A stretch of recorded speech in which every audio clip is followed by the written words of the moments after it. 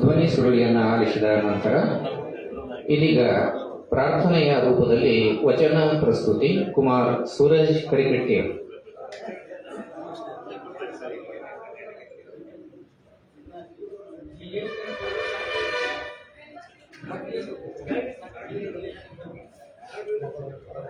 ಸಿರಿಗನ್ನಡಂ ಗೆಳತಿ.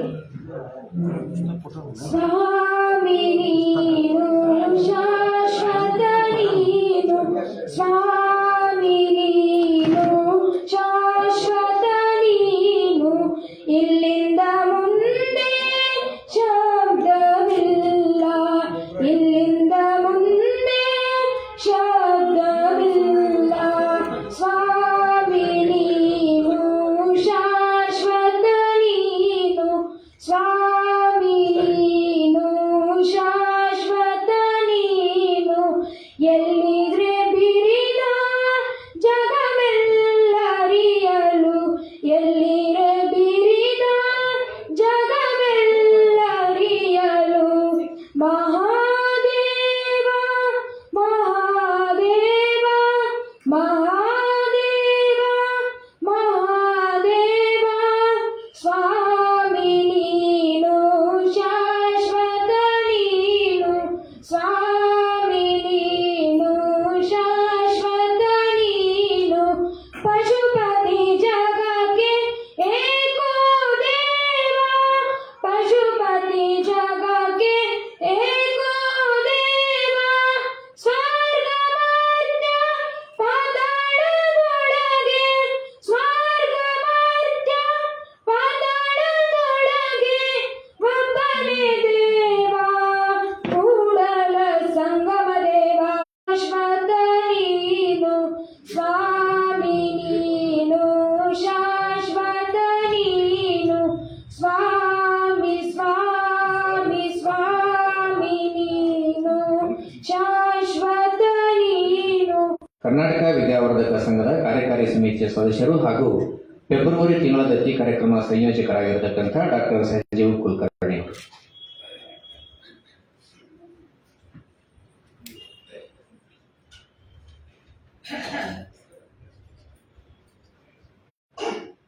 ಎಲ್ರಿಗೂ ನಮಸ್ಕಾರ.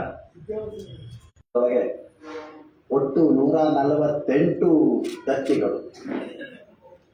ಇತರೆ ಎಲ್ಲ ಕಾರ್ಯಕ್ರಮಗಳ ಜೊತೆಗೆ ಅಂದರೆ ನಾವು 9 ಮಂಟಪದವರು ಮಾಡುವಂತಹ ಕಾರ್ಯಕ್ರಮಗಳು, ಸಂಘವೇ ಏರ್ಪಡಿಸುವಂತಹ ಕಾರ್ಯಕ್ರಮಗಳು, ಬೇರೆ ಸಂಘ ಸಂಸ್ಥೆಯವರು ಬಂದು ಮಾಡುವಂತಹ ಕಾರ್ಯಕ್ರಮಗಳು, ಇದೆಲ್ಲದರ ಜೊತೆಗೆ 148 ದತ್ತಿಗಳನ್ನು ವ್ಯವಸ್ಥಿತವಾಗಿ ಸರಿಯಾಗಿ ದಕ್ಷವಾಗಿ ಮಾಡುತ್ತಾ ಬಂದಿರುವಂಥ ಸಂಸ್ಥೆ.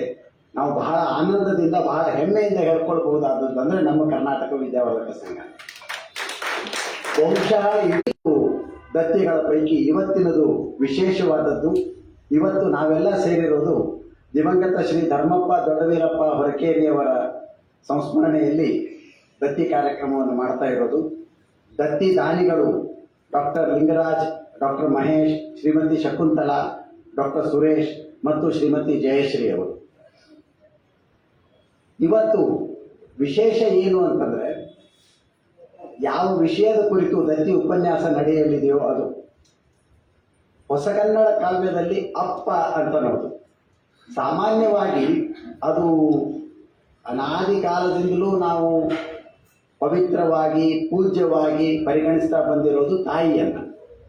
ಎಲ್ಲ ಕಾವ್ಯಗಳಲ್ಲಿ, ಸಾಹಿತ್ಯದಲ್ಲಿ ಎಲ್ಲೆಲ್ಲಿಯೂ ನಾವು ನೆನೆಯುವುದು ಸಹಜವಾಗಿಯೇ ತಾಯಿಯನ್ನು. ಕೇವಲ 2 ದಿನಗಳ ಹಿಂದೆ ಅಥವಾ 4 ದಿನಗಳ ಹಿಂದೆ ತಾಯಿಯನ್ನೇ ಮುಖ್ಯವಾಗಿಟ್ಟುಕೊಂಡ್ಬಿಟ್ಟು ಬಹಳ ಒಳ್ಳೆಯ ಒಂದು ಕಾರ್ಯಕ್ರಮವನ್ನು ಮಾಡಿದ್ವಿ ನಾವು. ಇವತ್ತು ಅವಕಾಶ ಸಿಕ್ಕಿರೋದು ಅಪ್ಪನಿಗೆ, ಅದು ವಿಶೇಷವಾಗಿ ಹೊಸಗನ್ನಡದಲ್ಲಿ ಅಂತ. ಕಾವ್ಯದೊಳಗೆ ಅಪ್ಪನಿಗೆ ಎಷ್ಟು ನ್ಯಾಯ ಸಿಕ್ಕಿದೆಯೋ ಗೊತ್ತಿಲ್ಲ, ಅದರೊಳಗೂ ಹೊಸಗನ್ನಡ ಕಾವ್ಯದೊಳಗೆ ಎಷ್ಟು ಸಿಕ್ಕಿದ್ದಿದೆ ಅಂತ ಅನ್ನೋದನ್ನು ಹೇಳಲಿಕ್ಕೆ, ನಮ್ಮ ಜೊತೆ ತಮ್ಮ ಅಮೂಲ್ಯವಾದ ವಿಚಾರಗಳನ್ನು ಹಂಚಿಕೊಳ್ಳಿಕ್ಕೆ ಅತಿಥಿ ಉಪನ್ಯಾಸಕರಾಗಿ ಸವದತ್ತಿಯ ಸಾಹಿತಿಗಳು ಮತ್ತು ನಿವೃತ್ತ ಪ್ರಾಚಾರ್ಯರಾಗಿರುವಂಥ ಡಾಕ್ಟರ್ YM ಯಾಕೊಳ್ಳಿ ಅವರಿದ್ದಾರೆ. ನಾನು ನಿಮ್ಮೆಲ್ಲರ ಪರವಾಗಿ, ಕರ್ನಾಟಕ ವಿದ್ಯಾವರ್ಧಕ ಸಂಘದ ಪರವಾಗಿ ಅವರಿಗೆ ಅತ್ಯಂತ ಹಾರ್ದಿಕವಾದ ಸ್ವಾಗತವನ್ನು ಕೋರ್ತೀನಿ. ನ್ಯಾಯವಾಗಿ ಅಧ್ಯಕ್ಷತೆಯನ್ನು ವಹಿಸಿದವರ ಹೆಸರು ಮೊದಲು ಹೇಳಬೇಕು. ಆದರೆ ನಮ್ಮವರೇ ಆಗಿರುವವರು, ಹಾಗಾಗಿ ನಾನು ಸ್ವಲ್ಪ ಎರಡನೇ ಸ್ಥಾನಕ್ಕೆ ತಂದಿದ್ದೀನಿ. ಕರ್ನಾಟಕ ವಿದ್ಯಾವರ್ಧಕ ಸಂಘದ ಪ್ರಧಾನ ಕಾರ್ಯದರ್ಶಿ ಆಗಿರುವವರು, ಬಹಳ ಕ್ರಿಯಾಶೀಲರಾಗಿರುವವರು ಶ್ರೀ ಶಂಕರ್ ಹಲಗತ್ತಿಯವರು. ಶ್ರೀ ಶಂಕರ್ ಹಲಗತ್ತಿ ಅಂತ ಕರೆಯುವುದೇ ಒಂದು ಸ್ವಲ್ಪ ಮುಜುಗುರದ ಸಂಗತಿ ಆಗ್ತದೆ. ಅವರು ಇವತ್ತಿನ ಕಾರ್ಯಕ್ರಮದ ಅಧ್ಯಕ್ಷತೆಯನ್ನು ವಹಿಸಿಕೊಂಡಿದ್ದಾರೆ. ಅವರಿಗೂ ಕೂಡ ನಮ್ಮಲ್ಲಿ ಎಲ್ಲರ ಪರವಾಗಿ ಅತ್ಯಂತ ಹಾರ್ದಿಕವಾದ ಸ್ವಾಗತವನ್ನು ಬಯಸುತ್ತೇವೆ. ದತ್ತಿ ದಾನಿಗಳಲ್ಲಿ ಒಬ್ಬರಾದಂತಹ ಮತ್ತು ನಮ್ಮ ಕರ್ನಾಟಕ ವಿದ್ಯಾವರ್ಧಕ ಸಂಘದ ಕಾರ್ಯಕಾರಿ ಸಮಿತಿಯ ಸದಸ್ಯರಾಗಿರುವಂಥ ಡಾಕ್ಟರ್ ಮಹೇಶ್ ಹೊರಕೇರಿ ಅವರು ಕೂಡ ವೇದಿಕೆ ಮೇಲಿದ್ದಾರೆ. ಅವರಿಗೆ ಅತ್ಯಂತ ಹೃತ್ಪೂರ್ವಕವಾದ ಸ್ವಾಗತವನ್ನು ಬಯಸ್ತೀನಿ. ಇವತ್ತಿನ ಕಾರ್ಯಕ್ರಮದ ನಿರ್ವಹಣೆ ಮಾಡ್ತಾ ಇರುವಂಥವರು ಕರ್ನಾಟಕ ವಿದ್ಯಾವರ್ಧಕ ಸಂಘದ ಕಾರ್ಯಕಾರಿ ಸಮಿತಿಯ ಸದಸ್ಯರು ಆಗಿರುವಂಥ ಡಾಕ್ಟರ್ ಜಿನದತ್ತ ಹಡಗಲಿಯವರು. ಅವರಿಗೂ ಕೂಡ ನಾನು ಸ್ವಾಗತವನ್ನು ಕೊಡ್ತೀನಿ. ಶ್ರೇಷ್ಠ ಶಿಕ್ಷಕಿಯಾಗಿ ಸನ್ಮಾನಗೊಳ್ಳಲಿರುವಂಥ ಡಾಕ್ಟರ್ ಶ್ರೀಮತಿ ದಾಕ್ಷಾಯಿಣಿ ಮ ಬಿರಾದಾರ್ ಅವರು ಬರಲಿದ್ದಾರೆ. ಅವರ ಅನುಪಸ್ಥಿತಿಯಲ್ಲಿ ಅವರಿಗೂ ಕೂಡ ನಾನು ತಮ್ಮೆಲ್ಲರ ಪರವಾಗಿ ಸ್ವಾಗತವನ್ನು ಕೊಡ್ತೀನಿ. ಹಾಗೆಯೇ ಇವತ್ತಿನ ಈ ಸಭಾಭವನದೊಳಗೆ ಹೊರಕೇರಿ ಕುಟುಂಬದವರು ಸಾಕಷ್ಟು ಜನ ಇದ್ದಾರೆ, ಅವರ ಆತ್ಮೀಯರು ಸಾಕಷ್ಟು ಜನ ಇದ್ದಾರೆ. ಈ ವಿಷಯದ ಕುರಿತಾಗಿ ಉಪನ್ಯಾಸವನ್ನು ಕೇಳಲು ತಾವೆಲ್ಲರೂ ಬಂದಿದ್ದೀರಿ. ಈ ಸಭಾಭವನದೊಳಗಿರುವಂಥ ನಿಮಗೆಲ್ಲರಿಗೂ ಬಹಳ ಆತ್ಮೀಯವಾಗಿ ನಾನು ವೈಯಕ್ತಿಕವಾಗಿ ಮತ್ತು ಕರ್ನಾಟಕ ವಿದ್ಯಾವರ್ಧಕ ಸಂಘದ ಪರವಾಗಿ ಹಾರ್ದಿಕವಾಗಿ ಸ್ವಾಗತವನ್ನು ಕೋರ್ತಾ ಸ್ವಾಗತದ ಈ ಕೆಲವು ಮಾತುಗಳನ್ನು ಮುಗಿಸ್ತೀನಿ. ನಮಸ್ಕಾರ.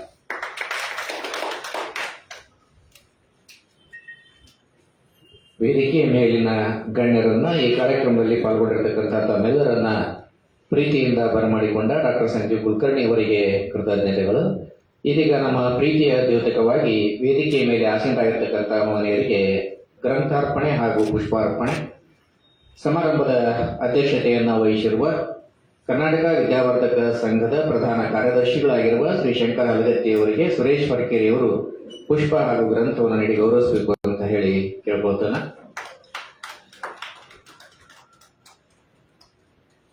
ಅದೇ ರೀತಿ ಹೊಸಗನ್ನಡ ಕಾವ್ಯದಲ್ಲಿ ಅಪ್ಪ ಎಂಬ ವಿಷಯವನ್ನು ಕುರಿತು ಮಾತನಾಡುವುದಕ್ಕಾಗಿ ಸವದತ್ತಿಯಿಂದ ಆಗಂದಿರತಕ್ಕಂತಹ ಡಾಕ್ಟರ್ ವಾಯಂ ಯಾಕೊಳ್ಳಿ ಅವರಿಗೆ ಸೋಹನ್ ಹೊರಕೇರಿಯವರು ಪುಷ್ಪ ಹಾಗೂ ಗ್ರಂಥವನ್ನು ನೀಡಿ ಗೌರವಿಸಬೇಕು ಅಂತ ಹೇಳಿ ಕೇಳ್ಕೊಳ್ತಾರೆ.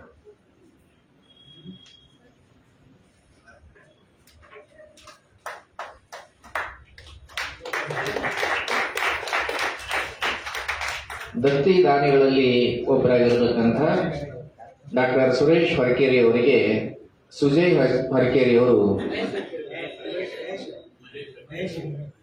ಮಹೇಶ್ ಹೊರಕೇರಿ ಅವರಿಗೆ ಸುಜಯ್ ಹೊರಕೇರಿ ಅವರು ಪುಷ್ಪ ಹಾಗೂ ಗ್ರಂಥವನ್ನು ನೀಡಿ ಗೌರವಿಸಬೇಕು ಅಂತ ಹೇಳ್ತಾರೆ.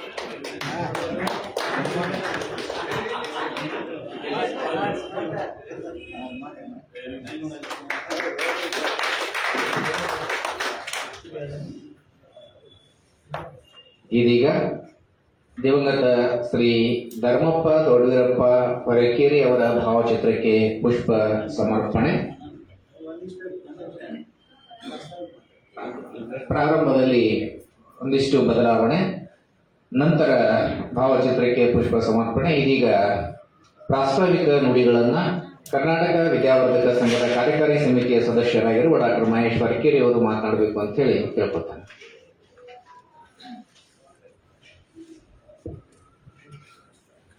ನಾಡಿನ ಅತ್ಯಂತ ಪ್ರತಿಷ್ಠಿತ ಕರ್ನಾಟಕ ವಿದ್ಯಾವರ್ಧಕ ಸಂಘದಲ್ಲಿ ಈಗಾಗಲೇ ಡಾಕ್ಟರ್ ಸಂಜೀವ್ ಕುಲಕರ್ಣಿ ಸರ್ ಹೇಳಿದ ಹಾಗೆ 148 ದತ್ತಿಗಳಿದ್ದಾವೆ. ಒಟ್ಟು 148 ದತ್ತಿಗಳಲ್ಲಿ ಇವತ್ತು ನಾವು ನಮ್ಮ ತಂದೆಯವರ ಹೆಸರಲ್ಲಿ ಕೊಟ್ಟಿರ್ತಕ್ಕಂಥ ದತ್ತಿ ಕಾರ್ಯಕ್ರಮ ನಡೀತಾ ಇದೆ. ಈ ಒಂದು ದತ್ತಿ ಕಾರ್ಯಕ್ರಮಕ್ಕೆ ಆರಂಭದಲ್ಲಿ ನಾವು ನಮ್ಮ ತಂದೆಯವರು ಲಿಂಗೈಕ್ಯರಾದ ಒಂದು 6 ತಿಂಗಳಲ್ಲೇ ಇಲ್ಲಿ ಒಂದು ದತ್ತಿಯನ್ನಿಟ್ಟು ನಾವು ಅವರ ಹುಟ್ಟುಹಬ್ಬದ ದಿವಸ ಸ್ಮರಣೆಗೋಸ್ಕರ ಇಲ್ಲಿ ದತ್ತಿಯನ್ನಿಟ್ಟು ಅದನ್ನ ಸಮಾರಂಭವನ್ನು ಉದ್ಘಾಟನೆ ಮಾಡೋದಕ್ಕೆ ನಾಡಿನ ಖ್ಯಾತ ಜಾನಪದ ವಿದ್ವಾಂಸರಾಗಿರ್ತಕ್ಕಂಥ ಡಾಕ್ಟರ್ ಶಂಭು ಬಳಿಗಾರ್ ಅವರು ಆಗಮಿಸಿದ್ರು. ಮತ್ತು ಆ ಸಮಾರಂಭದಲ್ಲಿ ಅಧ್ಯಕ್ಷತೆಯನ್ನು ನಮ್ಮ ನಿವೃತ್ತ DDP ಆಗಿರ್ತಕ್ಕಂಥ ಮತ್ತು ಶಂಕರಣ್ಣ ಹಲಗತ್ತಿ ಅವರ ಹಿರಿಯ ಸಹೋದರು RC ಹಲಗತ್ತಿ ಅವರು ಅವತ್ತು ಭಾಗವಹಿಸಿದ್ರು. ಅವತ್ತು ಉದ್ಘಾಟನೆ ಆಗಿರ್ತಕ್ಕಂಥ ಆ ಕಾರ್ಯಕ್ರಮ ಕಳೆದ ವರ್ಷ ಡಾಕ್ಟರ್ ಸೋಮನಾಥ್ ಲೋಕಾಪುರ ಅವರು, ಸಂಗಮನಾಥ್ ಲೋಕಾಪುರ ಅವರು ಉಪನ್ಯಾಸವನ್ನು ಇಟ್ಟರು. ಈ ವರ್ಷ ನಮ್ಮ ಕಾಶ್ಯಪ್ನವರು, ನಾವು ಹಲಗತ್ತಿ ಸರ್ ಎಲ್ಲರೂ ಕೂಡಿ ಯಾರನ್ನ ಕರಿಬೇಕು, ಯಾವ ವಿಷಯದ ಮೇಲೆ ಮಾತನಾಡಿಸ್ಬೇಕು ಅಂತೇಳಿ ಚರ್ಚೆ ಮಾಡಿದಾಗ ಯಾಕೋಳಿ ಸರ್ ಹೆಸರು ನಮ್ಮೆಲ್ಲರ ಗಮನಕ್ಕೆ ಮೊದಲನೇ ಬಾರಿಗೆನೆ ಬಂತು. ಮತ್ತು ಅವ್ರಿಗೆ ತಕ್ಷಣ ಫೋನ್ ಮಾಡಿ ಕೇಳಿದಾಗ, ಸರ್ ನೀವೇ ಒಂದು ವಿಷಯ ಕೊಡಿ ಅಂತ ನಾ ಕೇಳಿದಾಗ ಸರ್ ಇಲ್ಲ ಅಂದ್ರೆ ಹೊಸಗನ್ನಡ ಕಾವ್ಯದಲ್ಲಿ ಅಪ್ಪ ಅನ್ನುವಂಥ ಒಂದು ಸ್ವಲ್ಪ ಚಿಂತನೆಯನ್ನು ಮಾಡೋಣ, ಸ್ವಲ್ಪ ಚರ್ಚೆ ಮಾಡೋಣ ಅಂತೇಳಿ ವಿಷಯವನ್ನು ಕೊಟ್ಟರು. ಹಾಗಾಗಿ ದೂರದ ಸೌದತ್ತಿಯಿಂದ ನಮ್ಮ ಒಂದು ಆಹ್ವಾನವನ್ನು ಮನ್ನಿಸಿ ಇವತ್ತು ಉಪನ್ಯಾಸ ನೀಡೋದಕ್ಕೆ ಆಗಮಿಸಿರ್ತಕ್ಕಂಥ ಮಾನ್ಯ ಡಾಕ್ಟರ್ YM ಯಾಕೋಳಿ ಸರ್ ಅವರೇ, ಹಾಗೂ ಇವತ್ತು ಸಮಾರಂಭದ ಅಧ್ಯಕ್ಷತೆಯನ್ನು ನಮ್ಮ ಸಂಘದ ಅಧ್ಯಕ್ಷರು, ನಮ್ಮೆಲ್ಲರ ಮಾರ್ಗದರ್ಶಕರಾಗಿರುವಂಥ ಮಾನ್ಯ ಶ್ರೀ ಚಂದ್ರಕಾಂತ್ ಎಲ್ಲದವರು ವಹಿಸಿಕೊಳ್ಬೇಕಾಗಿತ್ತು. ಅನಿವಾರ್ಯ ಕಾರಣದಿಂದ ಅವರು ಬರೋದಕ್ಕೆ ಆಗಿಲ್ಲ. ಹಾಗಾಗಿ ಆ ಸ್ಥಾನವನ್ನು ಅಷ್ಟೇ ಪ್ರಬುದ್ಧವಾಗಿ ತುಂಬಿಕೊಡ್ತಾ ಇರ್ತಕ್ಕಂತಹ ನಮ್ಮ ಸಂಘದ ಅತ್ಯಂತ ಕ್ರಿಯಾಶೀಲ ಕಾರ್ಯದರ್ಶಿಗಳು ಆಧರಿಸಿದ ಹಾಗೆ ಸದಾ ಕ್ರಿಯಾಶೀಲವಾಗಿ ಇವತ್ತು 24/7 ಸಂಘಕ್ಕೆ, ಅದರ ಬೆಳವಣಿಗೆಗೆ ತಮ್ಮ ಸಮಯವನ್ನು ಮೀಸಲಿಟ್ಟಿರ್ತಕ್ಕಂಥ ಏಕೈಕ ವ್ಯಕ್ತಿ. ನಾವೆಲ್ಲ ತಿಂಗಳಿಗೆ ಒಂದು ಮೀಟಿಂಗ್ ಬರ್ತೀವಿ, ದತ್ತಿ ಕಾರ್ಯಕ್ರಮ ಬರ್ತೀವಿ, ಕಾರ್ಯಕ್ರಮದಾಗ ಬರ್ತೀವಿ, ಸಲಹೆ ಸೂಚನೆಗಳನ್ನು ಕೊಡ್ತೀವಿ, ಹೋಗ್ತೀವಿ. ಆದರೆ ಅದನ್ನು ಕಾರ್ಯರೂಪಕ್ಕೆ ತರೋದೇನಿದೆಯಲ್ಲ ಅದು ಬಹಳ ಮುಖ್ಯ. ಅಲ್ಲಿ ಏನಾದರೂ ವ್ಯತ್ಯಾಸ ಆದ್ರೆ ಮತ್ತೆ ನಾವೇ ಪ್ರಶ್ನೆ ಮಾಡ್ತಿರ್ತೀವಿ. ಹಾಗಾಗಿ ಯಾವುದಕ್ಕೂ ಚ್ಯುತಿ ಬರದ ಹಾಗೆ ಈ 3 ವರ್ಷಗಳಿಂದ ಒಂದು ಪ್ರಶ್ನೆಯನ್ನು ಮಾಡಲಾರದ ಹಾಗೆ ಪ್ರಶ್ನಾತೀತವಾಗಿ ತಮ್ಮ ಒಂದು ಕಾರ್ಯದರ್ಶಿ ಸ್ಥಾನವನ್ನು ನಿರ್ವಹಿಸಿರ್ತಕ್ಕಂಥ ನಮ್ಮ ಹಿರಿಯ ಸಹೋದರಾಗಿರ್ತಕ್ಕಂಥ ಶಂಕರಣ್ಣ ಹಲಗತ್ತಿ ಅವರು ಈ ಸಮಾರಂಭದ ಅಧ್ಯಕ್ಷತೆ ವಹಿಸಿಕೊಳ್ಳಕ್ಕೆ ಒಪ್ಪಿಕೊಂಡಿದ್ದಕ್ಕಾಗಿ ಅವರನ್ನು ಗೌರವಿಸ್ತಾ, ಮತ್ತು ನಮ್ಮ ಅತ್ಯಂತ ಕ್ರಿಯಾಶೀಲ ಕನ್ನಡ ಪ್ರಾಧ್ಯಾಪಕರು, ನಮ್ಮ ಸ್ನೇಹಿತರಾಗಿರ್ತಕ್ಕಂತಹ ಕಳೆದ 30 ವರ್ಷಗಳಿಂದ ನಾವೆಲ್ಲ 92ರಿಂದ ಬಹುತೇಕ ಒಂದೇ ಬಾರಿಗೆ ಅನುದಾನಕ್ಕೆ ಒಳಪಟ್ಟಿರ್ತಕ್ಕಂಥವ್ರು. ಆ ಸಂದರ್ಭದಲ್ಲೇ ಪರಿಚಯ ಆಗಿರ್ತಕ್ಕಂಥ ನಮ್ಮ ಡಾಕ್ಟರ್ ಜಿಂದರ್ ಕಳವಿ ಅವರು, ನಿವೃತ್ತ ಪ್ರಾಧ್ಯಾಪಕರು, ಅವರು ವೇದಿಕೆ ಮೇಲಿದ್ದಾರೆ. ಇಲ್ಲಿ ಅನೇಕ ಜನ ಎಲ್ಲ ನಮ್ಮ ಪರಿಚಿತರು, ನಮ್ಮ ಜಿಲ್ಲಾ ಕನ್ನಡ ಸಾಹಿತ್ಯ ಪರಿಷತ್ ಅಧ್ಯಕ್ಷರಂತ ಅಂಗಡಿ ಸರ್ ಇದ್ದಾರೆ, ನಮ್ಮ ಹುಬ್ಬಳ್ಳಿ ಬಸವ ಕೇಂದ್ರದ ಅಧ್ಯಕ್ಷರಂತ ಹಳ್ಯಾಳ ಸರ್ ಇದ್ದಾರೆ, ಕಾರ್ಯಾಧ್ಯಕ್ಷರ ನಮ್ಮ ಲಿಂಗ್ ಶೆಟ್ಟರ್ ಇದ್ದಾರೆ, ನಮ್ಮ ಸ್ನೇಹಿತರಾಗಿರ್ತಕ್ಕಂಥ ಮರ್ಜೇರಿ ಅವರು, PG ಪಾಟೀಲ್, ನಮ್ಮ ಬಸವ ಬೇಂಗೂರು, ಹೀಗೆ ಹೇಳ್ತಾ ಹೋದರೆ ನಮ್ಮ ಧಾರವಾಡ ಬಸವ ಕೇಂದ್ರದ ಇವರಿದ್ದಾರೆ ಸರ್ ಟೋಟಲ್ ಸರ್. ನಮ್ಮ ಕಾರ್ಯಕಾರಿ ಸಮಿತಿ ಎಲ್ಲ ಶೈಲಜಾಂಬ ಶೆಟ್ಟಿ ಅವರು ಇರ್ಬೋದು, ಊರಣ್ಣ ವಡ್ಡಿನವರು ಇರ್ಬೋದು, ಡಾಕ್ಟರ್ ಸಂಜೀವ್ ಕುಲಕರ್ಣಿ ಸರ್ ಇರ್ಬೋದು, ಹೀಗೆ ಅನೇಕ ಜನ ಎಲ್ಲರೂ, ನಮ್ಮ ಸಿದ್ಧ ಹಿರೇಮಠರು, ಶ್ರೀ ಹಿರೋಳ್ ಸರ್, ನಮ್ಮೆಲ್ಲ ಕುಟುಂಬದ ಸದಸ್ಯರು ಬಂದಿದ್ದಾರೆ. ನಮ್ಮ ಇತ್ತೀಚೆಗೆ ನಮ್ಮ ಅಣ್ಣನ ಮಗಳು ಮದುವೆ ಆಗಿರ್ತಕ್ಕಂಥದ್ದು, ನನ್ನ ಮಗಳ ಮದುವೆ ಆದ 1 ತಿಂಗಳಲ್ಲೇ ಅವರು ದಂಪತಿ ಸಮೇತ ಅವರು ಕೂಡ ಇಲ್ಲಿ ಆಗಮಿಸಿದ್ದಾರೆ. ನಮ್ಮ ಗೌಡರು sir, Anil Dawadkar sir, SC Patil sir, ಭಾಳ ಜನ ಇದ್ದಾರೆ, ಸತ್ಮಾರ್ ಸರ್, ಹೀಗೆ ನಮ್ಮ ದೊಡ್ಡಮನ್ ಸರ್, ನಮ್ಮ ಬೆಟಗೇರಿ ಅವರು, ರಗಡ ಮಂದಿ SC ಪಾಟೀಲ್ ಎಲ್ಲ ಇದ್ದಾರೆ. ಎಲ್ಲರ ಹೆಸರನ್ನು ಹೇಳ್ತಾ ಹೋದರೆ ಇಡೀ ಸಭಾಂಗಣ ತುಂಬ ನಮ್ಮ ಪರಿಚಿತ ಬಳಗವೇ ಇಲ್ಲಿ ಸೇರಿರೋದ್ರಿಂದ ಎಲ್ಲರನ್ನೂ ನಮ್ಮ ಈ ಒಂದು ಆಹ್ವಾನವನ್ನು ಮನಸ್ಸಿ ಆಗಮಿಸಿದ್ದಕ್ಕಾಗಿ ತಮ್ಮೆಲ್ಲರಿಗೂ ಮೊದಲಿಗೆ ನಾನು ತುಂಬ ಹೃದಯದ ಧನ್ಯವಾದಗಳನ್ನು ಅರ್ಪಿಸ್ತಾ ಇದ್ದೇನೆ. ನಮ್ಮ ತಂದೆಯವರು 21/2/1939 ಜನಿಸ್ತಾರೆ. ಮುಂದೆ ಅವರು 62ರಲ್ಲಿ ತಮ್ಮ ಪ್ರಾಥಮಿಕ ಪ್ರೌಢ ಶಿಕ್ಷಣವನ್ನು ಅಲ್ಲಿ ಜಲ್ಲಾಪುರ, ನಮ್ಮ ಸ್ವಂತ ಊರಾಗಿರ್ತಕ್ಕಂಥ ಜಲ್ಲಾಪುರ ಮತ್ತು ಹತ್ತಿಮೂರ್ತರಲ್ಲಿ ಮುಗಿಸಿ, ಅಲ್ಲಿಂದ ಮುಂದೆ ಪ್ರೌಢ ಶಿಕ್ಷಣವನ್ನು ಸವಣೂರಿನ ಮಜೀದ್ ಹೈಸ್ಕೂಲ್ನಲ್ಲಿ ಮುಗಿಸ್ತಾರೆ. ಅಲ್ಲಿಂದ NTC ಅಂತೇಳಿ ಒಂದು ಇದು ಇತ್ತು ಕೋರ್ಸ್, SSLC ಆದಮೇಲೆ ಪ್ರಾಥಮಿಕ ಶಾಲಾ ಶಿಕ್ಷಕರಾಗೋದಕ್ಕೆ ಒಂದು NTC ಅಂತಕ್ಕಂಥ ಕೋರ್ಸನ್ನು ದಾವಣಗೆರೆ ಸರ್ಕಾರಿ ಕಾಲೇಜಿನಲ್ಲಿ ಮುಗಿಸಿ ತಕ್ಷಣ ಅವಾಗ 7ನೇದಾದ್ರೇ ಒಳ್ಳೆಯ ಒಂದು ಶಿಕ್ಷಣ ಪಡೆದಿರ್ತಿದ್ರು. ಅವರಿಗೆ ಶಿಕ್ಷಕ ವೃತ್ತಿ ಬರ್ತಿತ್ತು. ನಮ್ಮ ತಾಯಿಯವರು 7ನೇ ಪಾಸ್ ಆಗ್ಯಾರ, ಅವ್ರಿಗೆ ಬಂದಿತ್ತಂತ. ಅವು ನಮ್ಮ ಅಜ್ಜವ್ರು ಕಳಿಸ್ಲಿಲ್ಲ ಅಂತ, ಏನು ಮಾಡ್ತಿಬಿಡು ಲಗ್ನ ಮಾಡ್ಬಿಡ್ತೀವಿ ಅಂತೇಳಿ. ಹಾಗೆ ಅವಾಗ 7ನೇ ಆದ್ರೂ ಕೂಡ ಶಿಕ್ಷಕ ವೃತ್ತಿಯನ್ನು ಕೊಡ್ತಾ ಇದ್ರು, ಮತ್ತು ಆ ರೀತಿಯ ಶಿಕ್ಷಣ ಸಿಗ್ತಿತ್ತು ಅವಾಗ. ಅಂತಹ ಒಂದು ನಮ್ಮ ತಂದೆಯವರು NTC ಮುಗಿಸಿ 62ರಲ್ಲಿ ಹಾನಗಲ್ ತಾಲೂಕು ಭಾಳ ಕಡು ಮಲೆನಾಡು, ಭಾಳ ದೊಡ್ಡ ಮಲೆನಾಡು, ಶೇಷಗಿರಿ, ಹರಿವಿ, ಅರಶಿಣಗಿರಿ ಅಂತೇಳಿ ಊರು ಬರ್ತದೆ. ಆ ಒಂದು ಗ್ರಾಮದಲ್ಲಿ ಅವ್ರನ್ನ ಪ್ರಥಮ ಬಾರಿಗೆ ಶಿಕ್ಷಕರಂತೇಳಿ ನೇಮಿಸ್ತಾರೆ. ಏಕೋಪಾಧ್ಯಾಯ ಶಾಲೆ. ಏಕೋಪಾಧ್ಯಾಯ ಶಾಲೆ ಅಲ್ಲಿ ಸೇರಿಸ್ತಾರೆ. ಅಲ್ಲೆಲ್ಲ ಮನೆಯೊಳಗೆ ಹಂಚಿನ ಮನೆಗಳು, ಇವ್ರು ಏನು ರೂಮ್ ಮಾಡಿದ್ರೆ ಎಲ್ಲ ಜಂತಿ ಒಳಗೆಲ್ಲ ಹಾವು ಗೀವು ಎಲ್ಲ ಬರ್ತಿದ್ವು ಅಂತ. ಅಂಥ ಒಂದು ದೊಡ್ಡ ಬಹಳ ಒಂದು ಮಲೆನಾಡು, ಅಂಥ ಮಲೆನಾಡು ಪ್ರದೇಶದೊಳಗೆ ತಮ್ಮ ನೃತ್ಯನ ಆರಂಭಿಸಿ ಮುಂದೆ ಅಲ್ಲಿ 62ರಿಂದ 67ರವರೆಗೆ ಅಲ್ಲಿ ಸೇವೆಯನ್ನು ಮಾಡಿದರು. ಏಕೋಪಾಧ್ಯಾಯ ಶಾಲೆಯನ್ನು ನಡೆಸ್ಕೊಂಡು ಬಂದರು. ಅಲ್ಲಿಂದ ಮುಂದೆ ಒಂದ್ಸಲ ನಮ್ಮ ಅಜ್ಜಿಯವರು ಏನೋ ನಮ್ಮ ತಾಯಿಯವರು ತಂದೆಯವರು ಸ್ನೇಹಿತರು ಇಲ್ಲಿ ನಮ್ಮ MP ಜಾಲಿ ಅಂತೇಳಿ ಇದ್ರಾಗ DDP ಆಯಿತು. ಅವಾಗ ಏನಂತ ಗೊತ್ತಿಲ್ಲ, ಈಗ DDP ಅಂತಾರೆ. ನಮ್ಮ ಹಿರಿಯ ಸಹೋದರಾಗಿರ್ತಕ್ಕಂಥ ಡಾಕ್ಟರ್ ನಿಂಗರಾಜ್ ಹೊಕ್ಕಿಯವರು ದಯವಿಟ್ಟು ವೇದಿಕೆಗೆ ಆಗಮಿಸಬೇಕಂತ ವಿನಂತಿ ಮಾಡ್ಕೊಳ್ತಾ ಇದ್ದೇನೆ. ನಮ್ಮ ಜಾಬಿನ್ ಕಾಲೇಜಿನ ಪದವಿ ಪೂರ್ವ ಪ್ರಾಚಾರ್ಯರು ವಾಗ್ಮೋಳಿ ಅವರು, ಮಾರವಾಡ ಸರ್, ರಾಮಮೂಲಿಗೆ ಎಲ್ಲರೂ ಬಂದು ಎಲ್ಲರನ್ನು ಸ್ವಾಗತವನ್ನು ಮಾಡ್ಕೊಳ್ತಾ ಇದ್ದೇನೆ. ಅಲ್ಲಿಂದ ಅವರು MP ಜಾಲಿ ಅವರು ನಮ್ಮ ಅಜ್ಜವರು ಸ್ನೇಹಿತರು. ಶೂಟಿಗೆ ಇವರು ನಮ್ಮ ತಂದೆಯವರಾಗಿ ಹೋಗ್ಯಾರ, ಮೋಟಿವೆಂಟ್ರಿಗೆ ಹೋಗ್ಯಾರ, ತಾಯಿ ತವ್ರ ಮನೆ ಅಲ್ಲಲ್ಲಿ. ಆಮೇಲೆ ಅವರು ಬಂದಿದ್ದಂತೆ, ಏನು ಮರ ಭಾಳ ಭಾಳ ತೀವ್ರತರವಾಗಿರ್ತಕ್ಕಂಥ ಮಲೆನಾಡು ಪ್ರದೇಶದೊಳಗೆ ನಮ್ಮ ಮಳೆ ಅದನ್ನ, ಅದಕ್ಕೆ ಒಂದು ಎಲ್ಲ ನಮ್ಮ ಚಲೋ ಊರು ನೌಕರಿ ಟ್ರಾನ್ಸ್ಫರ್ ಮಾಡಿಕೊಡು ನಿಮ್ಮ ಕೈಯಾಗೈತೆ ಅಂತ ಹೇಳಿದಾಗ MP ಜಾಲಿ ಸಾಹೇಬರು ಕರೀಲಿ ಎಲ್ಲಿ ಅದಾವ ಅಂತೇಳಿ ಕರೆದು ಮಾತಾಡಿಸಿ, ಎಲ್ಲಿಪ್ಪ ಯಾವ್ರಿಗೆ ಬೇಕು ನೀವು ಊರು ಅಂದ್ರೆ ಟ್ರಾನ್ಸ್ಫರ್ ಅಂದಾಗ, ಇಲ್ರಿ ನನಗೆ ನಮ್ಮ ತಂದೆಯವ್ರ ಅಕ್ಕಗಳನ್ನ ಇಬ್ಬರು ಶಿಗ್ಗಾಂತಲ್ಲಿ ಅತ್ತಿಗಿರಿ ಕೊಟ್ಟಿದ್ರು. ಅವಾಗ ನನಗೆ ಅತ್ತಿಗಿರಿ ಕೊಟ್ಟರೆ ಅಲ್ಲಿ ವಹಿವಾಟಿದ್ದು ಊರಾಗ್ತದೆ, ಚಲೋ ಆಗ್ತದೆ ಅಂದ್ಕೂಡೇನೆ ಅವರು ಹೊಳ್ಳಿ ಧಾರವಾಡಕ್ಕೆ ಬಂದ ಮೇಲೆ ಅವಾಗ ಭಾಳ ಸರಳ್ರಿ. ಈಗೆಲ್ಲ ಲಕ್ಷ್ಮೀಲಿ ದುಡ್ಡು ಕೊಟ್ಟರು ಟ್ರಾನ್ಸ್ಫರ್ ಆಗಲ್ಲ. ಅವರು ಒಂದು ಆದೇಶದೊಳಗೆ ಟ್ರಾನ್ಸ್ಫರ್ ಮಾಡಿದ್ರಂತೆ. ಆದ್ರೆ ಆ ಊರನ್ನವ್ರಿಗೆ ಗೊತ್ತಾಗಿ ಅವರು ಬಿಡಲಿಲ್ಲ ಅಂತ. ಟ್ರಾನ್ಸ್ಫರ್ ಆದರೆ ಸರ್ ನೀವು ಇರೋದು ಒಬ್ಬರದ್ರಿ, ನೀವು ನಮ್ಮ ಹುಡುಗರು ಬಾಳೆ ಅಂತಂದು ಅವರು ಅವರಿಗೆಲ್ಲ ಹೇಳಿ ಅದನ್ನು ತಗಸ್ ಮಾಡಿದ್ರು. ಇವ್ರು ಒಳ್ಳೆ ಒಂದು ಪತ್ರ ಬರೆದ್ರು, ಇಲ್ರಿ ಹಿಂಗೆ ಊರನ್ನವ್ರು ಬಿಡ್ತಾ ಇಲ್ಲ, ಹೆಂಗೆ ಮಾಡೋದು. ಮತ್ತೆ ಹೊಳ್ಳಿ ಸಾಹೇಬ್ರು ಒಂದು ಪತ್ರ ಹಾಕಿದ್ರಂತ, ನೀ ಎಲ್ಲ ಚಾರ್ಜ್ ಲಿಸ್ಟ್ ಮಾಡು, ಒಂದು ಗಂಟು ಕಟ್ಟು, ಅದನ್ನು ಕಿಲಾಗ ಹಾಕಿಡು, ಹಾನಗಲ್ ತಾಲೂಕಿಗೆ ಆಫೀಸ್ ಹೋಗಿ ಅಲ್ಲಿ ರಿವ್ಯೂಂಗ್ ಆರ್ಡರ್ ಕೊಟ್ಟು ನೀ ಬಾ, ನಾಳೆ ಬೇರೆದವ್ರು ಕಳಿಸ್ತೀನಿ ಅಂತೇಳಿ ಮತ್ತೊಬ್ಬರನ್ನ ಅಲ್ಲಿ ಬೇರೆದವ್ರನ್ನ ಟ್ರಾನ್ಸ್ಫರ್ ಮಾಡಿ ಇವ್ರನ್ನ ಅತ್ತಿಗೆರೆ ಟ್ರಾನ್ಸ್ಫರ್ ಮಾಡಿದಂತ. 1967 ಬಹುತೇಕ ಜೂನ್ ತಿಂಗಳಲ್ಲಿ ಅವರು ಅತ್ತಿಗೆರೆಗೆ ಟ್ರಾನ್ಸ್ಫರ್ ಆಗಬೇಕು. ಅಲ್ಲಿ 16 ವರ್ಷ ಪ್ರಾಥಮಿಕ ಶಾಲಾ ಶಿಕ್ಷಕರಾಗಿ ಅವಾಗ ಅಖಂಡ ಧಾರವಾಡ ಜಿಲ್ಲೆಯಲ್ಲಿ ಪ್ರಾಥಮಿಕ 7ನೇ ವಿದ್ಯಾರ್ಥಿಗಳಿಗೆ ಒಂದು ಸ್ಕಾಲರ್ಶಿಪ್ ಪರೀಕ್ಷೆ ನಡೀತು.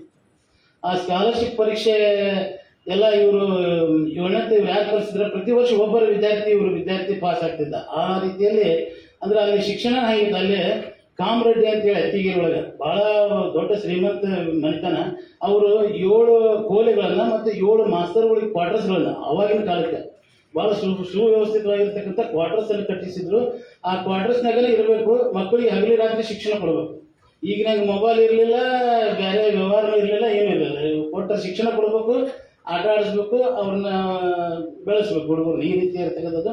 ಅದಕ್ಕೆ ಮಕ್ಕಳು 5 ಗಂಟೆಗೆ ಮನೆಗೆ ಹೋಗಿ ಮತ್ತೆ 6 ಗಂಟೆಗೆ ಅವರೆಲ್ಲ ರೆಡಿಯಾಗಿ ಶಾಲೆಗೆ ಬರಬೇಕು, 7ರಿಂದ 10 ಪಾಠ ಕೇಳಬೇಕು, ಶಾಲೆಗೆ ಹೋಗ್ಬೇಕು, 7ನೇ ಇದ್ದರು. ಆ ರೀತಿಯಲ್ಲಿ ಇರ್ತಕ್ಕಂಥ ಒಂದು ಶಿಕ್ಷಣವನ್ನು ನೀಡುವುದರ ಮೂಲಕ ಅಲ್ಲಿ ಪ್ರತಿ ವರ್ಷ ಮೆರಿಟ್ ಸ್ಕಾಲರ್ಶಿಪ್ ಪರೀಕ್ಷೆ ಪಾಸ್ ಆಗ್ತಿದ್ರು. ಅದು ಅವಾಗ ಭಾಳ ಸ್ಟ್ರಿಕ್ಟ್ ಆಗ್ತಿತ್ತು ಎಕ್ಸಾಮ್. ನಾ ಕುಂತಿದ್ದೆ, ನಾ ಪಾಸ್ ಆಗಲಿಲ್ಲ, ನಮ್ಮ ಅಣ್ಣಾರು ಪಾಸ್ ಆದ್ರು, ನನಗೆ ಆಗಲಿಲ್ಲ ಪಾಸ್. ಅಷ್ಟು ಅಖಂಡ ಧಾರವಾಡ ಜಿಲ್ಲೆಯೊಳಗೆ ಕೆಲವು ವಿದ್ಯಾರ್ಥಿಗಳನ್ನ ಆಯ್ಕೆ ಮಾಡ್ತಿದ್ರು. ಆ ರೀತಿಯಲ್ಲಿ ಆ ಪರೀಕ್ಷೆಯಲ್ಲಿ ಪ್ರತಿ ವರ್ಷ ಒಬ್ಬ ವಿದ್ಯಾರ್ಥಿ ಪಾಸ್ ಆಗ್ತಾ ಇದ್ದ. ಅಲ್ಲಿ 83ರಲ್ಲಿ ನಾವು ನಮ್ಮ ಮಾಜಿ ಮುಖ್ಯಮಂತ್ರಿಗಳಿರ್ತಕ್ಕಂಥ ರಾಮಕೃಷ್ಣ ಹೆಗಡೆ ಅವ್ರನ್ನ ನಾವು ಇವತ್ತು ನೆನೆಸ್ಬೇಕು. ಇವತ್ತು ಈ ಒಂದು ಸ್ಥಾನಮಾನಕ್ಕೆ ನಾವೆಲ್ಲ 5 ಜನ ಸಹೋದರಿಯರು ಬಂದೇವಂತಂದ್ರೆ ರಾಮಕೃಷ್ಣ ಹೆಗಡೆ ಅವ್ರು ಹೆಂಗೆ ಕಾರಣ ಅಂತಂದ್ರೆ ಅವರು ಒಂದು ಆದೇಶ ಮಾಡಿದರು. ಅವರು ನೌಕರ ಪರವಾಗಿ, ರೈತರ ಪರವಾಗಿ ಎಷ್ಟು ಇದ್ರು ಅಷ್ಟೇ ನೌಕರ ಪರವಾಗಿನೂ ಇದ್ರು. ಯಾರು ಪ್ರಾಥಮಿಕ ಶಾಲಾ ಶಿಕ್ಷಕರು 15 ವರ್ಷ ಒಂದು ಊರಾಗ ಸೇವೆ ಸಲ್ಲಿಸಿರಲ್ಲ, ನೀವು ಅರ್ಜಿ ಹಾಕೊಳ್ಳಿ, ನಿಮ್ಗೆ ಬೇಕಾದವ್ರಿಗೆ ಟ್ರಾನ್ಸ್ಫರ್ ಮಾಡ್ತೀನಿ ಅಂತೇಳಿ ಆದೇಶ ಮಾಡಿದ್ರು. ಆವಾಗ ನಮ್ಗ್ಯಾರು ಹುಬ್ಬಳ್ಳಿ ಧಾರವಾಡ ಕೊಡ್ಬೇಕಂತ ತಿಳ್ಕೊಂಡು ನಾವು ಅಲ್ಲೇ ಲಕ್ಷ್ಮೇಶ್ವರ, ಗುಡಿಗೇರಿ ಸುತ್ತಮುತ್ತಲು ಹಾಕಿದ್ರು. ಮುಂದೊಂದು 5-6 ತಿಂಗಳಾದ್ಮೇಲೆ ಇಲ್ಲ, ಅದು ಅರ್ಜಿ ಕ್ಯಾನ್ಸಲ್ ಆಗಿದೆ, ಮತ್ತೊಮ್ಮೆ ಹಾಕಿ ಅಂತ ಬಂತು. ಅವಾಗ ಸ್ವಲ್ಪ ಧೈರ್ಯ ಮಾಡಿದ್ರು ನಮ್ಮ ಅಪ್ಪಾರು, ಮಾಡಿ ಇಲ್ಲ ಹುಬ್ಬಳ್ಳಿ ಕೊಡ್ಲಿಕ್ಕಿಲ್ಲ, ಅಲ್ಲಿ ಸುತ್ತಮುತ್ತ ಹಳ್ಳಿಗೆ ಆದ್ರೆ ಹುಬ್ಬಳ್ಳಿ ಮನೆ ಮಾಡಿ ಅಡ್ಡಾಡ್ಬೋದು ತಿಳ್ಕೊಂಡು ಬ್ಯಾಟಿ ಸುಳ ಕುಸುಗಲ್ಲ ಊರು ಹಾಕಿದ್ರು. ನಾವು ಅದೃಷ್ಟ ಅದು ಆದೇಶ ಬಂತು. ಹಳೆ ಹುಬ್ಬಳ್ಳಿ ಭಾಷೆ ಮಿಷನ್ ಟೌನ್ ಸ್ಕೂಲ್ ಸರ್ಕಾರಿ ಶಾಲೆ, ಭಾಷೆ ಮಿಷನ್ ಟೌನ್ ಸ್ಕೂಲ್ ಇನ್ನು ವರ್ಕ್ ಆಗಿದೆ ಅಂತ ಬಂತು. ಮುಂದೆ ವರ್ಕ್ ಆಗಿದೆ ಅಂತ ಬಂದ ಕೂಡನ ಅಲ್ಲಿ ಅತ್ತಿಗೆರೆಗೆ 7ನೇ ಕಲಿಸೋರು ಇಬ್ಬರೇ ಇದ್ರು. ರೊಟೇಷನ್ ಪ್ರಕಾರ ಯಾರು 5ನೇ ತೋರ್ತಿದ್ರು ಅವ್ರು 7ನೇ ಕೂಡ ಹೋಗ್ಬೇಕು, ಮತ್ತು ಇವ್ರು ಮತ್ತೆ ರೊಟೇಷನ್ ಪ್ರಕಾರ ಹೋಗ್ಬೇಕು. ಆಮೇಲೆ ಅದು ಆ ಊರನ್ನರಿಗೆ ಗೊತ್ತಾಗಿ ಅವರು ಆದೇಶವನ್ನು ಹೋಲ್ಡ್ ಮಾಡಿಸಿದ್ರು. ಒಂದೇ ವಾರ ಟೈಮ್ ಇರ್ತಿತ್ತು ಹಾಜರಾಗಲಿಕ್ಕೆ. ಹೋಲ್ಡ್ ಮಾಡಿಸಿ ಅದು ನಾಳೆ ಕೊನೆ ದಿವಸ ಅವರು ಹಾಜರಾಗೋದು ಹುಬ್ಬಳ್ಳಿಗೆ. ಇವತ್ತರಂತ AU ಆಫೀಸ್ ಹೋಗಿದ್ದಾರೆ ಅವರು. ಹೋದಾಗ ಒಬ್ಬ ಕ್ಲಾರ್ಕ್ ಸೈಡಿಗೆ ಕರೆದು, ಸರ ನಿಮ್ದು ಟ್ರಾನ್ಸ್ಫರ್ ಆಗೈತಿ ಹುಬ್ಬಳ್ಳಿಗೆ, ಆದ್ರೆ ನಿಮ್ಮ ಊರನ್ನ ಬಂದು ಬಿಡಬಾರ್ದು ಅಂತ ಹೇಳ್ಯಾರ್ರಿ, ಅದಕ್ಕೆ ಸಾಹೇಬರನ್ನ ಹೋಲ್ಡ್ ಮಾಡಿಟ್ಟಾರ ಆದೇಶನ ಅಂತಂದ್ರೆ. ಮತ್ತೆ ಹೆಂಗೆ ಹೋಗಿ ಬಾಳೆ ಬಂದು ಲೈವ್ ಇದೆ, ಹೆಂಗೆ ಹೋಗಿ ಬಾಳೆ ಅಂತ ಗೊತ್ತೈತೇನ್ರಿ ಸಾಹೇಬ್ರಿಗೆ, ಒಂದು ಸ್ವಲ್ಪ ಮದ್ದತ್ ಮಾಡಿಬಿಡ್ರಿ, ಕೆಲಸ ಆಗೈತಿ, ಸುಮ್ಮನೆ ಆದೇಶ ತೊಗೊಂಡು ಹೋಗ್ರಿ ಅಂತ ಕೂಡ ಅವಾಗಿನ ಕಾಲಕ್ಕೆ ಒಂದಿಷ್ಟು ಅದೇನು ಭಾಳ ಅಲ್ಲ ಅಂತ ಅದು ಇದ್ದಿಲ್ಲ ಹೊರತು ಅವ್ರ ಕಡೆ ಮಜಾ ಕೇಳ್ರಿ.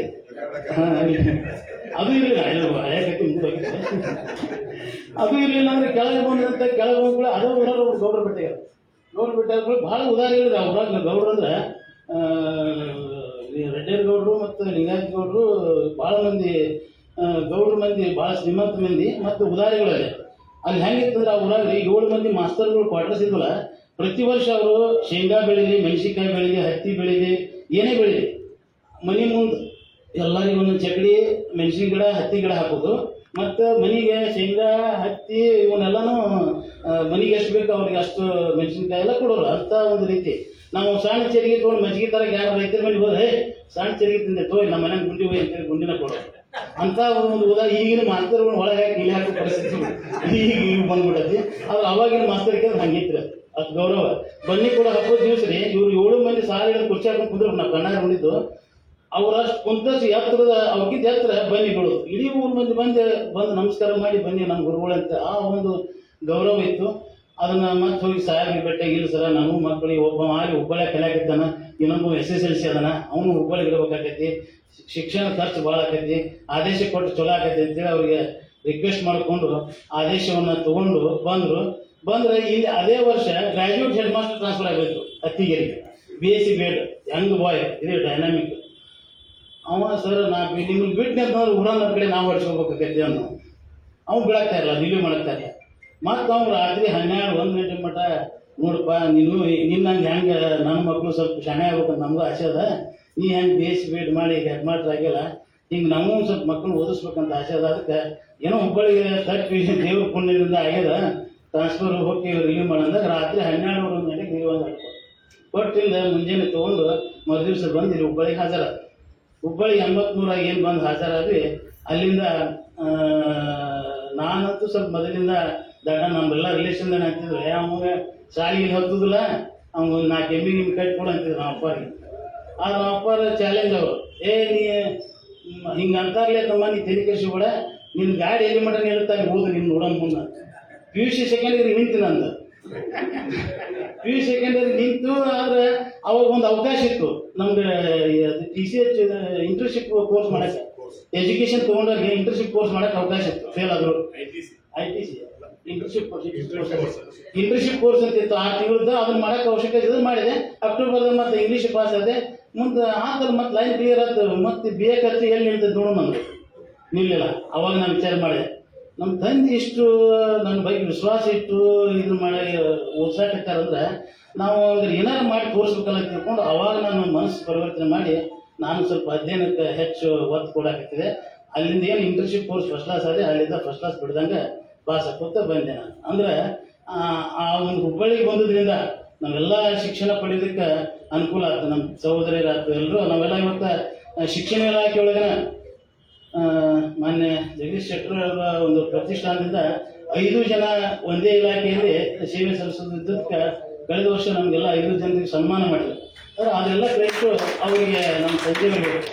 ನಾವು ಆ ಇಲಾಖೆ ಬೇರೆ ಇಲಾಖೆ ನೋಡಿಲ್ಲ, ಅವ್ರು ತಮ್ಮ ಏನು ಶಿಕ್ಷಣ ಇಲಾಖೆ ಇತ್ತು ಅದರೊಳಗೆ ನಾವು ಹೋಗಿ ತಿಳ್ಕೊಂಡು ಅವರು ನಾವಿಬ್ಬರು ಡಿಗ್ರಿ ಕಾಲೇಜಿಗೆ ಪ್ರೊಫೆಸರ್ ಆದ್ವಿ.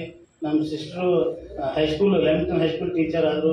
ಆಮೇಲೆ ನಮ್ಮ ಬ್ರದರು BB ಟೆಕ್ನಾಲಜಿಕಲ್ ಯೂನಿವರ್ಸಿಟಿಗೆ ಲೈಬ್ರರಿಯನ್ ಆದರು.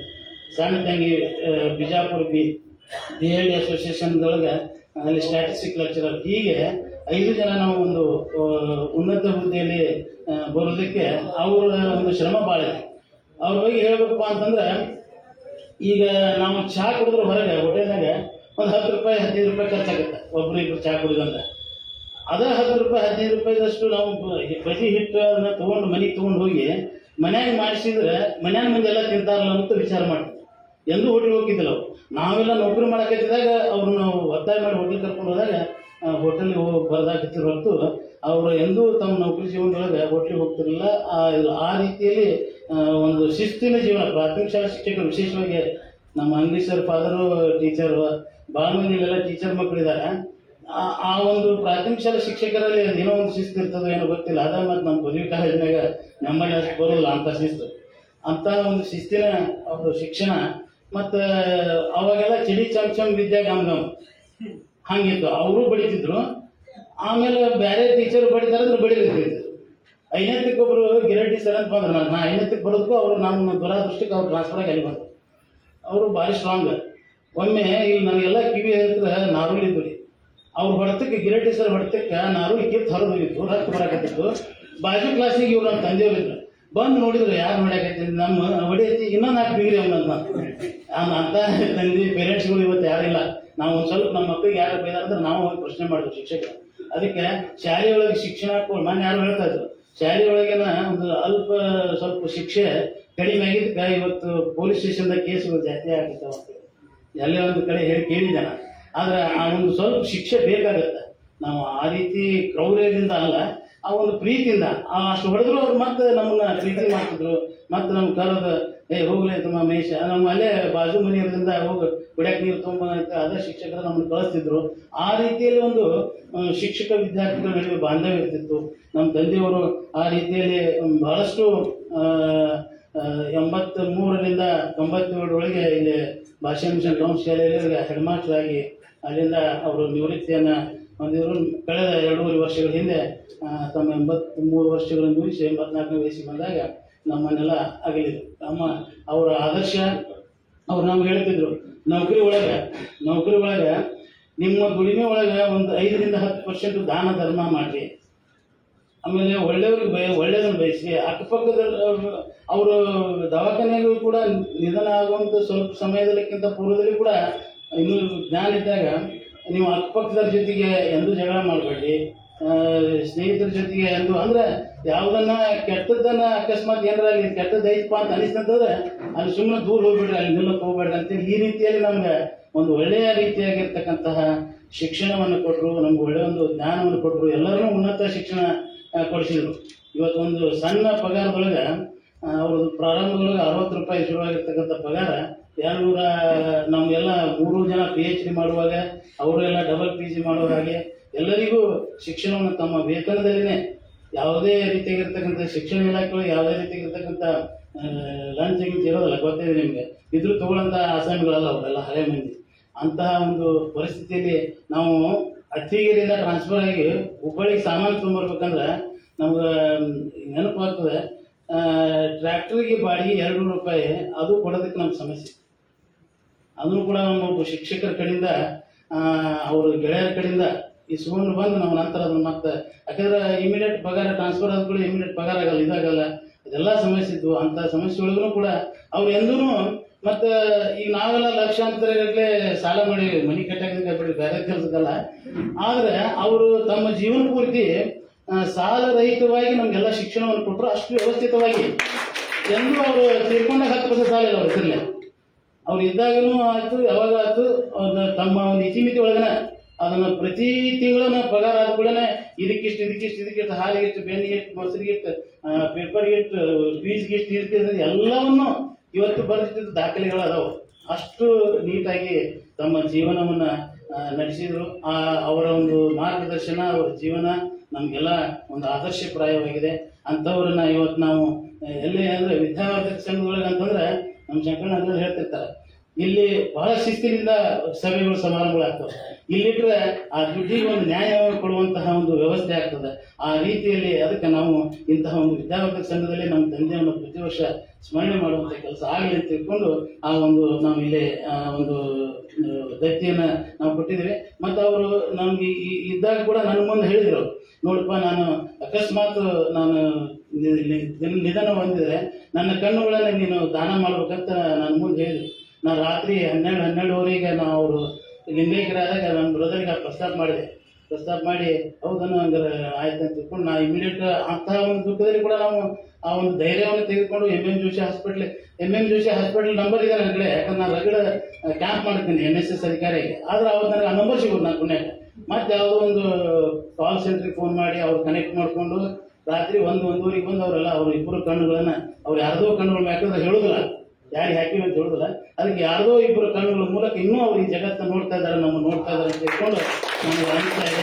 ಅದಕ್ಕೆ ಅವರು ದೈಹಿಕವಾಗಿ ನಮ್ಮ ಜೊತೆಗೆ ಇಲ್ಲದೆ ಇರ್ಬೋದು, ಜೊತೆಗಿರದ ಜೀವ ಎಂದೆಂದಿಗೂ ಅಜರಾಮರ ಅಂತ.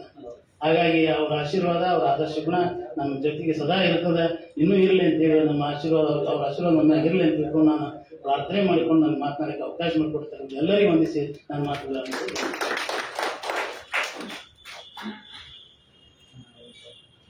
ಕರ್ನಾಟಕ ವಿದ್ಯಾವರ್ಧಕ ಸಂಘದ ಕಾರ್ಯಕಾರಿ ಸಮಿತಿಯ ಸದಸ್ಯರಾಗಿ ಪ್ರಾಸ್ತಾವಿಕ ಮಾತುಗಳನ್ನು ಆಡುವುದರ ಜೊತೆಯಲ್ಲಿ ದತ್ತಿ ದಾನಿಗಳ ಪರವಾಗಿಯೂ ಕೂಡ ಅಪ್ಪ ನಡೆದು ಬಂದ ದಾರಿಯನ್ನು ಕುರಿತು ಮಾತನಾಡಿರತಕ್ಕಂಥ ಮಹೇಶ್ ವರ್ಕೇರಿ ಅವರಿಗೆ ಕೃತಜ್ಞತೆಗಳು. ಇದೀಗ ವೇದಿಕೆಯ ಮೇಲೆ ತಾನೇ ಆಗಮಿಸಿರ್ತಕ್ಕಂಥ ದತ್ತಿ ದಾನಿಗಳಲ್ಲಿ 100 ಡಾಕ್ಟರ್ ಲಿಂಗರಾಜ್ ವರ್ಕೇರಿ ಅವರಿಗೆ ಹಳೆಯ ಸರ್ ಪುಷ್ಪವನ್ನು ನೀಡಿ ಗೌರವಿಸಬೇಕು ಅಂತ ಹೇಳಿ ಕೇಳ್ಕೊಳ್ತೀನಿ.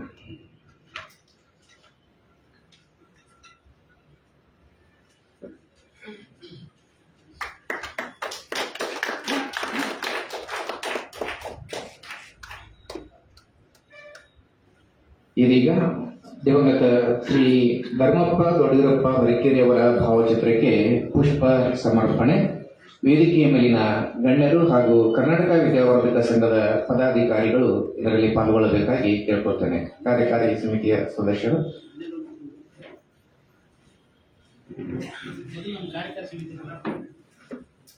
ಕಾರ್ಯಕಾರಿ ಸಮಿತಿಯ ನಂತರ ಹೊರಕೇರಿ ಕುಟುಂಬದ ಸದಸ್ಯರು ಕೂಡ ಭಾವಚಿತ್ರವನ್ನು ತೆಗೆಸಬೇಕಂತ ಕೇಳ್ಕೊಳ್ತೇನೆ.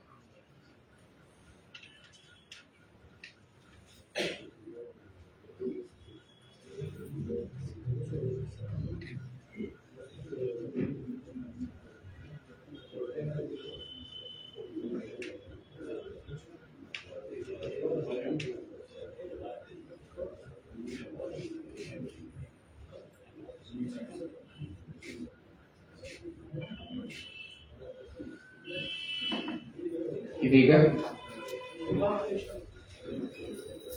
ಹೊರಕೇರಿ ಕುಟುಂಬದ ಸದಸ್ಯರು ಪುಷ್ಪವನ್ನು ಸಮರ್ಪಣೆ ಮಾಡಿ ಭಾವಚಿತ್ರಕ್ಕೆ ನಿಲ್ಲಬೇಕಾಗಿ ಕೇಳ್ಬೋದು.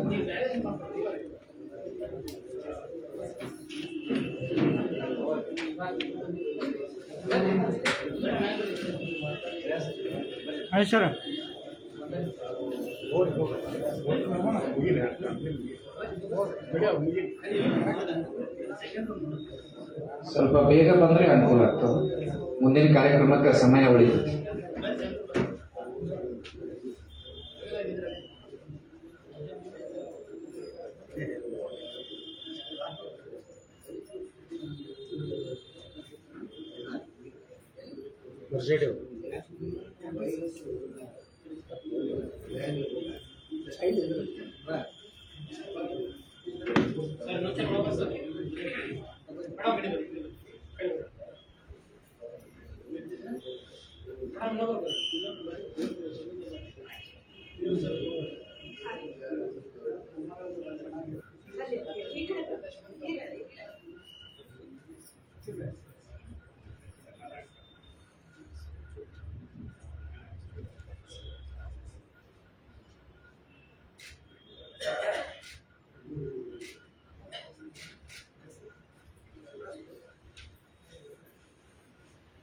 ಧನ್ಯವಾದಗಳು.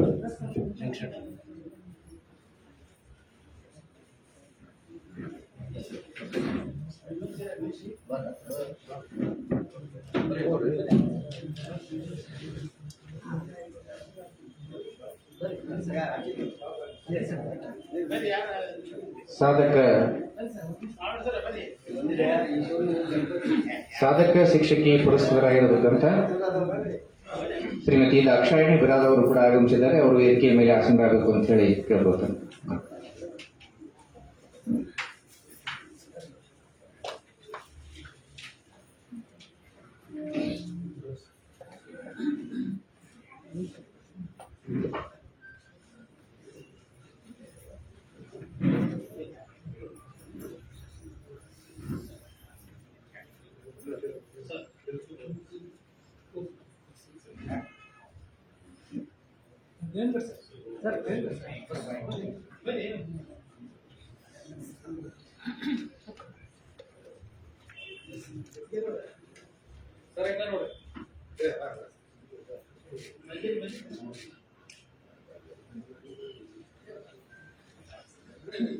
ಇದೀಗ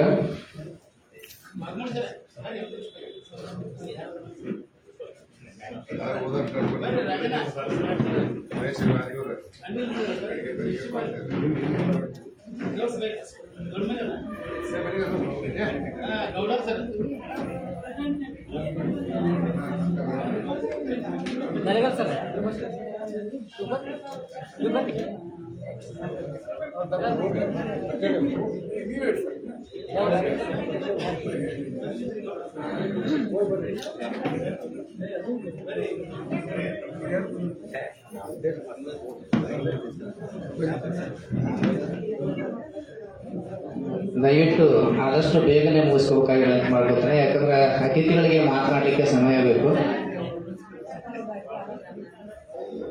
ಅತಿಥಿಗಳು ಕೂಡ ಬಹಳ ಚೆಂದಾಗಿ ನಾವು ಮಾತಾಡ್ತಾರೆ. ಬಹಳಷ್ಟು ಸಮಯವನ್ನು ನಾವು ಅವರಿಗೆ ಕೊಡಬೇಕಾಗಿದೆ.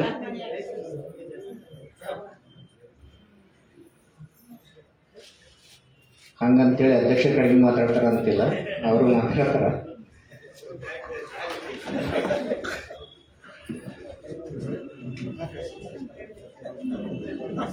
ಹೊಸಗನ್ನಡ ಕಾವ್ಯದಲ್ಲಿ ಅಪ್ಪ ಎಂಬ ವಿಷಯವನ್ನು ಕುರಿತು ಉಪನ್ಯಾಸವನ್ನು ನೀಡುವುದಕ್ಕಾಗಿ ಸವದತ್ತಿಯಿಂದ ಆಗಮಿಸಿರ್ತಕ್ಕಂತಹ ಸಾಹಿತಿಗಳು, ನಿವೃತ್ತ ಪ್ರಾಚಾರ್ಯರು, ಕವಿಗಳು ಆಗಿರತಕ್ಕಂತಹ ಡಾಕ್ಟರ್ ವಾಯಂ ಯಾಕೊಳ್ಳಿ ಅವರು ಅತಿಥಿಪರ ನುಡಿಗಳನ್ನು ಆಡಬೇಕು ಅಂತ ಹೇಳಿ ವಿನಂತಿ ಮಾಡ್ಕೊಳ್ತೇನೆ. ಇದೀಗ ತಾನೇ ಆಗಮಿಸಿರ್ತಕ್ಕಂಥ ಸಾಧಕ ಶಿಕ್ಷಕಿ ಪುರಸ್ಕೃತರಾಗಿರತಕ್ಕಂತಹ ಶ್ರೀಮತಿ ದಾಕ್ಷಾಯಿಣಿ ಬಿರಾದಾರ್ ಅವರಿಗೆ ಶೈಲಜಾ ಅವರು ಪುಷ್ಪವನ್ನು ನೀಡಿ ಗೌರವಿಸಬೇಕು ಅಂತ ಕೇಳ್ಕೊತೇನೆ. ಶೈಲಜಾ ಅವರಿಗೆ ಕೇಳ.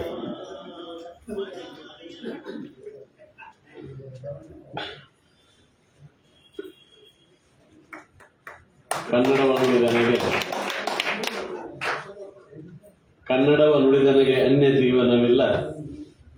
ಕನ್ನಡವೇ ಮನೆ ಮಾನ್ಯ, ಕನ್ನಡವೇ ಧನಧಾನ್ಯ, ಕನ್ನಡವೇ ಎನಗಾಯಿತು ಕಣ್ಣು ಕಿವಿವಾಯಿ, ಕನ್ನಡವೇ ಎನ್ನುತ್ತಿರು ಪೆತ್ತೆನ್ನ ತಾಯಿ ಎನ್ನುವ ಕವಿವಾಣಿಯನ್ನು ಈ ವೇದಿಕೆಗೆ ಸಮರ್ಪಿಸಿ ಪೂಜ್ಯರಾದ ದಿವಂಗತ ಶ್ರೀ ಧರ್ಮಪ್ಪ ದೊಡವೀರಪ್ಪ ಪರಕೇರಿಯವರನ್ನು ಅತ್ಯಂತ ಭಕ್ತಿಪೂರ್ವಕವಾಗಿ ಮನದಲ್ಲಿ ನೆನೆದು ಕರ್ನಾಟಕ ವಿದ್ಯಾವರ್ಧಕ ಸಂಘ ಧಾರವಾಡದ